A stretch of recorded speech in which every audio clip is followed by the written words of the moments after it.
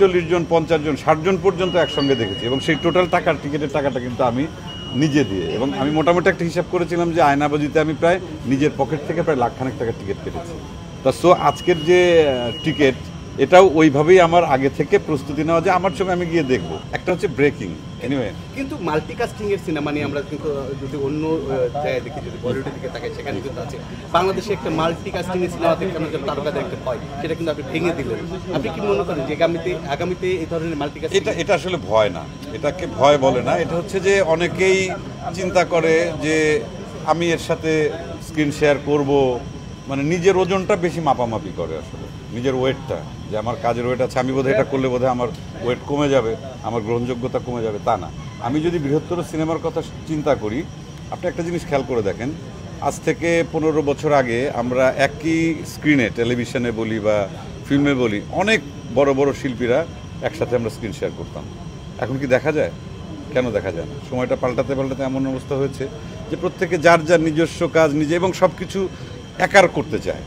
কিন্তু এটা তো আসলে সমন্বিত শিল্প, ফিল্ম তো সমন্বিত শিল্প। আপনার একটা সিনেমা বা নাটকে বা ওয়েব সিরিজে যদি 10 জন ভালো অভিনেতা অভিনেত্রী থাকে, তাহলে তো সেইটার মানে দর্শকের কাছে গ্রহণযোগ্যতা আরও বেড়ে যায়। এবং সেটা আপনি প্রমাণ করে দিলেন এই তুফানের মাধ্যমে যে দুইটা সুপারস্টার যদি বলে, দুইটি বড় তারকা বা মহাতারকা বলে, তারা কিন্তু একটা সিনেমা অভিনয় করে এক সিনেমার কিছুভাবে ঘর তোলা যায়। বা জানতে চাইবো যে তুফান নিয়ে অলরেডি ঝড় হয়ে গেছে, তুফান দর্শকরা দেখছে এবং অনেক টিকিট পাচ্ছে না, টিকিট পাচ্ছে না।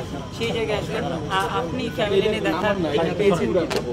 আমার টিকিটটা আমি অনেক আগে, এই যে আবার আরেকটা কথা বলি, এটা যে শুধু তুফানে নট দ্যাট, আমি অনেক আগে থেকে, আমি যে সিনেমা হলে দেখবো আগে থেকে কর্তৃপক্ষকে একটু রিকোয়েস্ট করে রাখি এবং সেটা আমার লোক পাঠিয়ে আমি আয়নাবাজির সময় আমার যদ্দূর মনে পড়ে আমি কখনো কিন্তু আমার নিজের সিনেমাও কিন্তু আমি মানে ফ্রি দেখি না, আমি তো দেখি না, আমার পরিবার না, আমার বন্ধুবান্ধব না, এবং আয়নাবাজি আমার যদ্দূর মনে পড়ে এক একটা মানে টিম দেখতাম আমরা 30 জন 40 জন, আমার বন্ধুবান্ধব, আমার ইউনিভার্সিটির ফ্রেন্ড, আমার কলিগস, আমি চাকরি করতাম তখন সেই ফ্রেন্ড, আমার পরিবার, আত্মীয় স্বজন, 30-40 জন 50 জন 60 জন পর্যন্ত একসঙ্গে দেখেছি এবং সেই টোটাল টাকার টিকিটের টাকাটা কিন্তু আমি নিজে দিয়ে এবং আমি মোটামুটি একটা হিসাব করেছিলাম যে আয়নাবাজিতে আমি প্রায় নিজের পকেট থেকে প্রায় লাখখানেক টাকার টিকিট কেটেছি।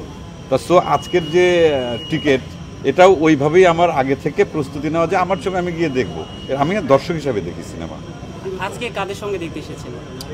এখানে আমার ছেলে আছে শুদ্ধ, দিব্যসম আছে, বৃন্দাবন্দা, খুশি আমার স্ত্রী, তারপর আমার এক বন্ধু মানিক অস্ট্রেলিয়া থেকে এসে, তারপরে রেদু ভাই, খুশির ভাই নাট্যকার হাফিজ রেদু, তার ছেলে, আমরা একসঙ্গে 10 জন একসঙ্গে দেখছি। তারপর রিপননাথ আমাদের এটা যে সাউন্ড ডিজাইন করেছে এই তুফানের, রিপননাথ কিছুক্ষণের মধ্যে ঢুকে যাবে, ওর টিকিটও আমার কাছে, আমরা একসঙ্গে একটা আগে থেকে ছিল যে আমরা আজকেই শোটা দেখবো। এই অসংখ্য ধন্যবাদ ভাইয়া। দর্শক আসলে আমরা যেটা জানি যে মিডিয়াতে অনেকের বন্ধুত্ব দেখেছি, তবে ভাইয়া আপনি একটা ডায়লগ দিয়ে পুরো বাংলাদেশের মানুষের মন জয় করেছেন, ডায়লগটা যদি একটু দিতে। কি কোনটা? তুফান? হ্যাঁ তুফান, খুব ভয় পাইছি রে।